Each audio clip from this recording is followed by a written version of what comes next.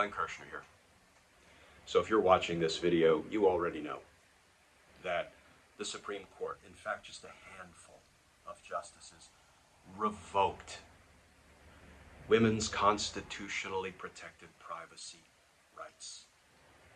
They just revoked the privacy rights of half of the American population, but it's something that affects us all, men as well. Not nearly as directly as it affects women in America, because the government, a handful of ideologues on the Supreme Court, just determined that they can dictate to women that women must carry to term a pregnancy without their consent and against their will.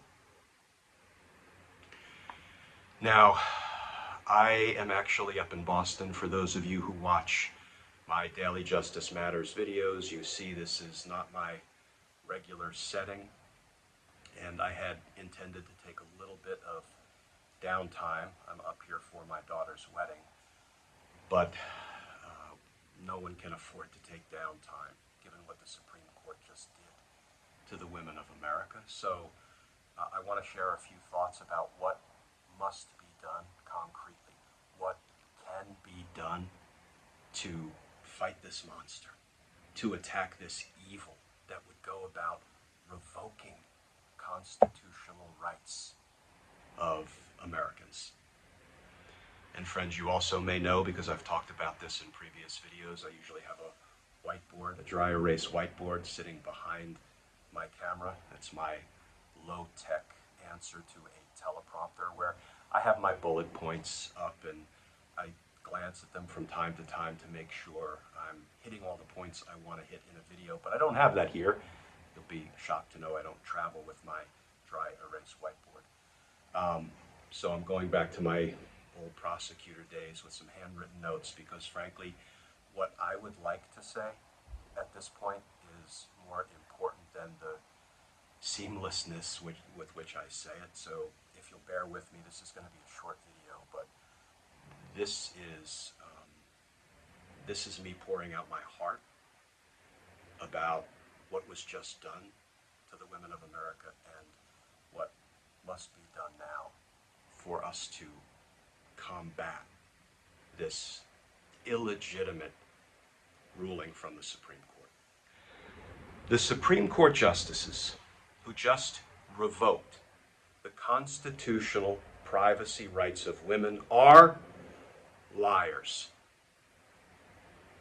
As Mitch McConnell and Donald Trump nefariously crammed judge after judge, ideologue after ideologue down the throats of the American people, there are some who counseled patience with each new development rather than yelling, "The sky is falling." Well, the sky just fell, crushing and killing the constitutional privacy rights of women. Things were positioned for this to happen by virtue of the fact that the justices who just did this are liars. They deceived the American people. They deceived the Senate during their confirmation hearings. Judges, now justices, who are not only liars, but they're the worst kind of politicians, deceiving the people with campaign promises to respect the settled precedent of Roe versus Wade, all the while knowing that they fully intended to do the exact opposite. Kill the very settled precedent they promised under oath to respect during their confirmation hearings. But friends, there's a remedy for this. Congress should gavel open an impeachment inquiry to investigate, to hold hearings on the lies and deception of those justices, and debate whether articles of impeachment should be drafted and voted on. And there's some who will say, well, but even if articles of impeachment are drafted by the House, they might not pass. And even if they do pass, and a Senate trial is conducted on those articles of impeachment, they might not be convicted and removed from office. So it's an effort that's likely to fail. You know, friends, to this I say, at this very moment in time, we are in the middle of congressional hearings, the January 6th Select Committee hearings, about the insurrection, about Donald Trump's attempt to kill our democracy. And those hearings might not result in significant legislation being passed to stop future presidents from similarly trying to overturn the results of a presidential election. And those hearings might not result in criminal referrals or successful prosecutions of Donald Trump and his co-conspirators, his criminal associates. I believe they will, but they might not. In other words, those hearings might fail. But how important is it that those J6 public hearings are being held? That we're seeing with our own eyes what Donald Trump and his criminal associates did to us, to our laws, to our nation.